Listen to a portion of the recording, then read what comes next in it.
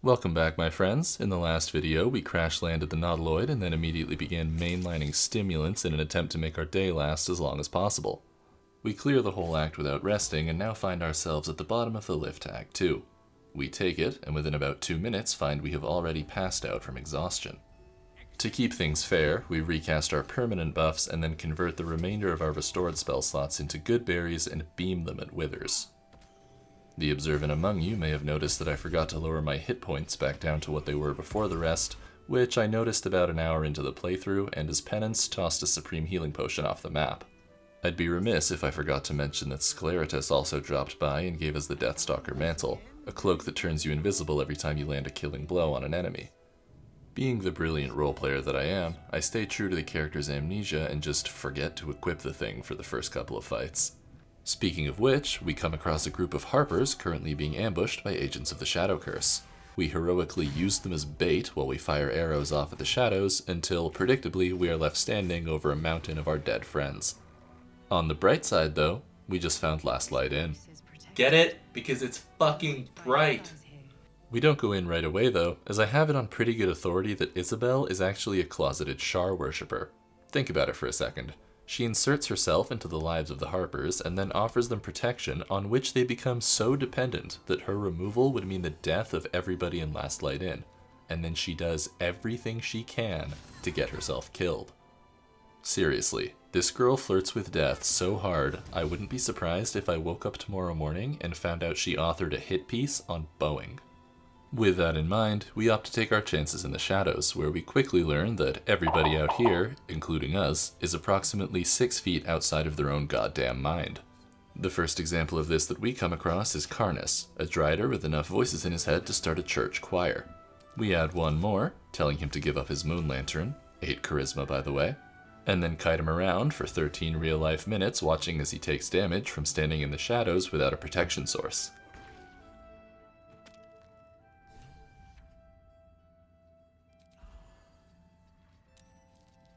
Once he's dealt with, we free the pixie from the moon lantern and receive our blessing, allowing us to walk through the shadows without requiring a light source, kill a few shadow blights, and hit level 7.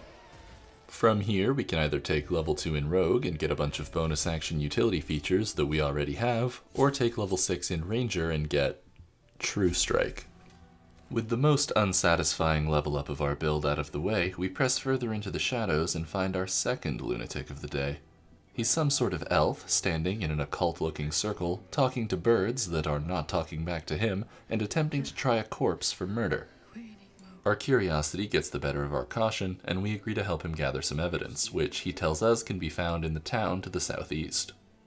To get where we're going, we'll first have to pass the toll house, which is guarded by Ketheric Thorm. She's also a bit nuts, but I do alright with the ladies, so we don't have too much trouble here. From here, we assassinate a group of shadows guarding the entrance to a Sharan altar and head down to face the trials. These are supposed to give us a +5 to all 3 of our mental stats, but we fuck up the charisma save and get walloped by the altar's guardians. This causes us to revert back to a bugged game state where we don't have the buff on ourselves, but the trial is still marked as complete. Given the single save nature of Honor Mode, this is just something we're going to have to roll with, so no buffs for us. In an effort to drown out our sorrows of missing out on free stat buffs, we head over to the Waning Moon Tavern, which also happens to be the home of Ketheric Thorm. Fun fact about Ketheric, he's actually a centaur. Or maybe not, I don't think he's part horse, but he has 4 legs. This is interesting, but ultimately irrelevant to the playthrough, and I wasn't funny enough to come up with any topical jokes on the matter, so you just get this image of Ketheric having 4 legs. The gimmick to his boss fight is that he's immune to all physical damage until you deal enough elemental damage that causes him to do a special attack which then stuns him and makes him vulnerable to all physical damage, but we didn't end up messing with any of that. We don't have any elemental spells to hit him with, even if we could recover our spell slots, and specialty arrows are too expensive to go around wasting when there's an alternate solution. Said solution happens to be kiting him to the edge of his AI's walking range and shooting him 150 times with our bow. He is immune to the piercing damage, but thanks to the Caustic Band, a ring we picked up in Act 1, all of our attacks deal 2 acid damage. As far as I can tell, this method is entirely risk-free, other than the risk of developing carpal tunnel syndrome. What feels like 4.5 hours later, Thisbald is dead and the Waning Moon Tavern is ours to loot. We pick up a cool pair of gloves that we use for a little bit and find the evidence that we were sent here to collect. We bring it back to our elven friend, who swiftly disproves the theory that he was insane, demonstrating just how sound of mind he is. Malice is the last of the 3 Thorm children, and I wish I had something interesting to say about this fight, but I really don't. We take him down using a foolproof strategy developed and refined over many years that I like to call running away like a little bitch. My tactical wit truly knows no bounds. With the shadows cleared out and Shar's grip on the land weakened, we decide to head back to Last Light Inn and see how Isabel's doing. We find her up on the balcony, praying to the moon, when Marcus crashes through the ceiling like a 747. Isabel beats the Shar in accusations by attempting to secure a face-to-face meeting with Selûne while we fire an ice arrow at Marcus and turn him into a Looney Tunes level moron. We put a knife through Marcus's heart and an arrow through that of the winged horrors, while Isabel climbs up onto the rooftop for safety, and I'll be honest, part of me thought she was going to jump. With the assassins dealt with and the inn safer for it, we go speak to Art Cullig, a flaming fist who's fallen victim to a shadow-induced coma. Our brilliant gamer mind lets us know that we need to play the plot device loot we took off of Malice Thorm, and suddenly it wakes him up. He asks us to bring Halsin to him, and fortunately for everybody, this time I didn't beat him to death off screen. The two talk shop for a moment before Halsin asks us to meet him down by the river. He explains that he's going to have to jump through a portal to the Shadowfell and save some MacGuffin plot device child while we stand guard outside. This sounds like an easy enough task before we realize that as soon as that portal opens, every enemy within a 10-mile radius is coming to kick our fucking teeth in and close it down. I'm gonna level with y'all for a second. This fight was not easy. You see, our build relies on high single target damage for offense, and positioning, mobility, and evasion for defense. Neither of those things are any use to us when our combat objective is to stop 16 1 HP ravens from attacking a giant immobile circle that's lit up like the fucking sun.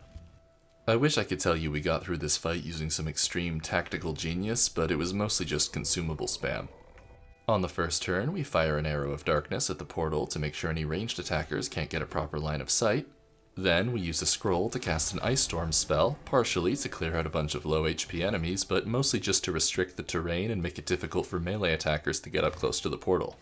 We drink a haste potion and combine our attack action with an arrow of many targets to clear out some more low HP enemies, and then fire arrows of ice to further restrict the terrain and kill some of the higher HP threats that we think we can deal with.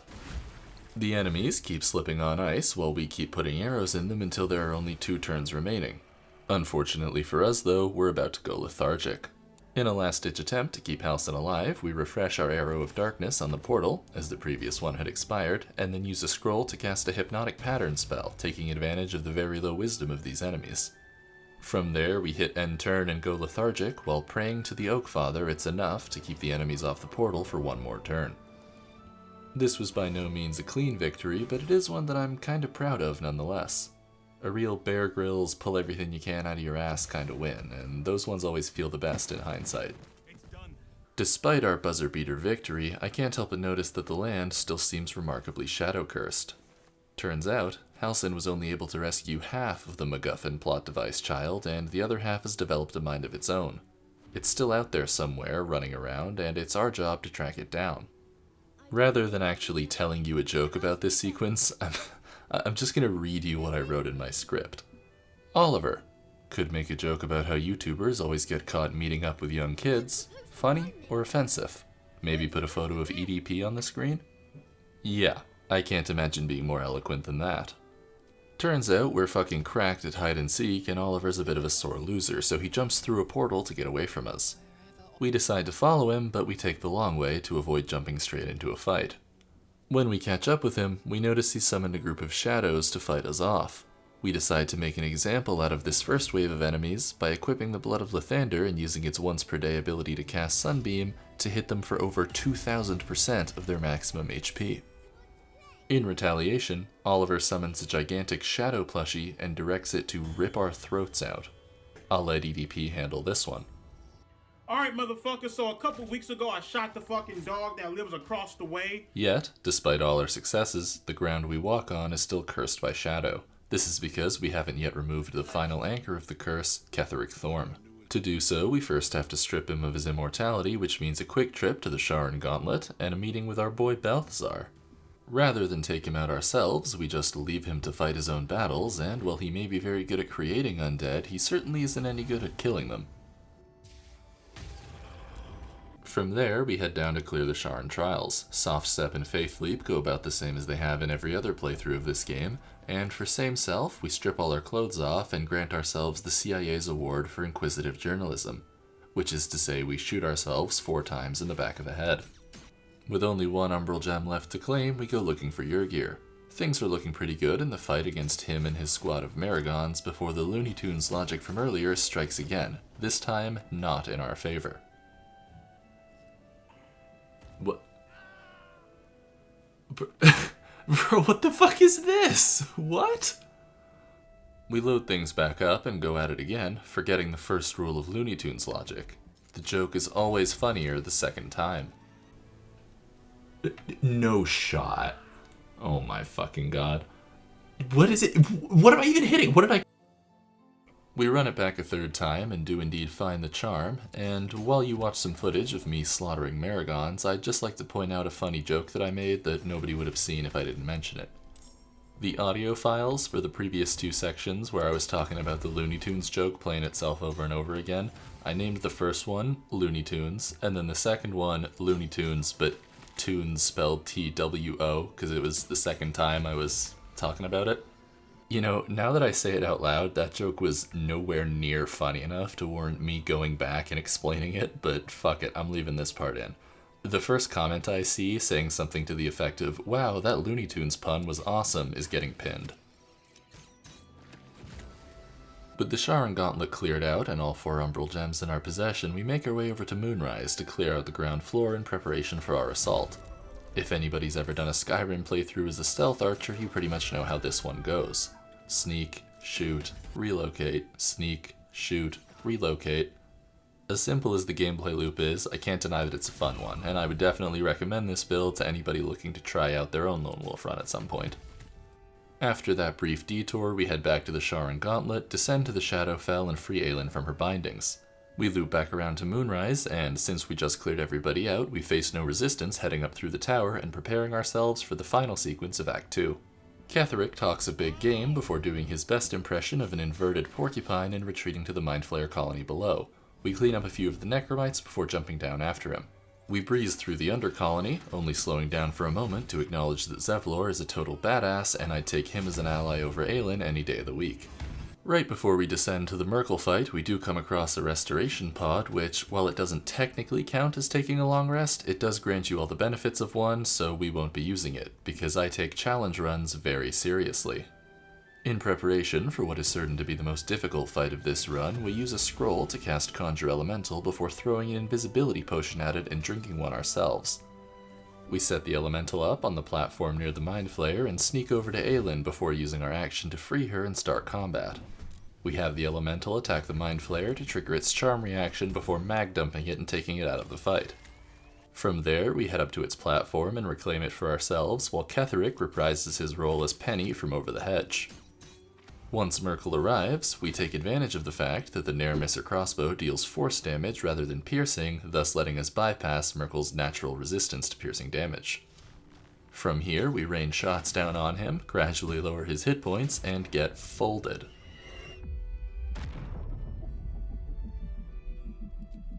For round 2, we iterate on our plan by casting the Protection from Evil and Good spell on ourselves, giving all the undead disadvantage on attack rolls to hit us, and us immunity to the frightened condition that they may impose.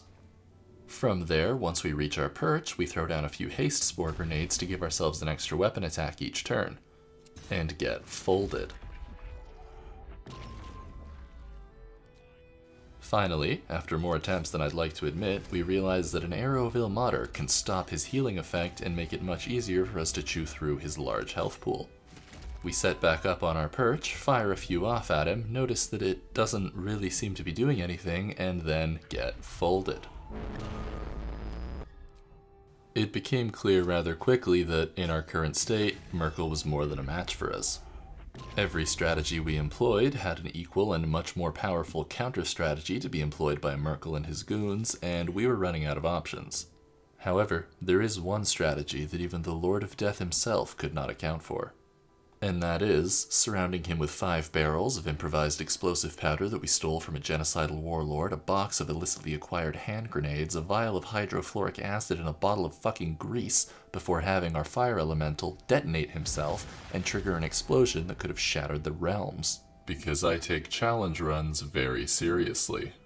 Funnily enough, Merkel actually survives the initial blast. Since Honor Mode won't let you reload saves even after you die, and we made one right before entering the boss arena, we weren't able to head back above ground and collect our main stash of barrels, which means we were stuck with only our insurance explosives. They leave him with 100 hit points left, but that's nothing that a force crit from Luck of the Far Realm stacked on top of an arrow of undead slaying can't take down. While Merkel burns up and Ketheric calls us a dirty cheater for the manner in which we overcame him, I'd like to drop the memes for a second and take a moment to acknowledge just how difficult this boss fight is on Honor Mode. Not with the intent of absolving myself of the sin of barrelmancy, more just to give a hand to the people that are able to do this legit, and sometimes with more restrictions than I placed on myself in this challenge. I mean, Fionn did it with cold damage. He is resistant to cold damage. That's insane. Anyways, Aelin, bring us home. We head back up to the surface, where our guardian tells us to go seek out some allies, dumbass, read the title, before making our way down the road to Baldur's Gate. Thank you all so much for watching, and I'll see you in the next one.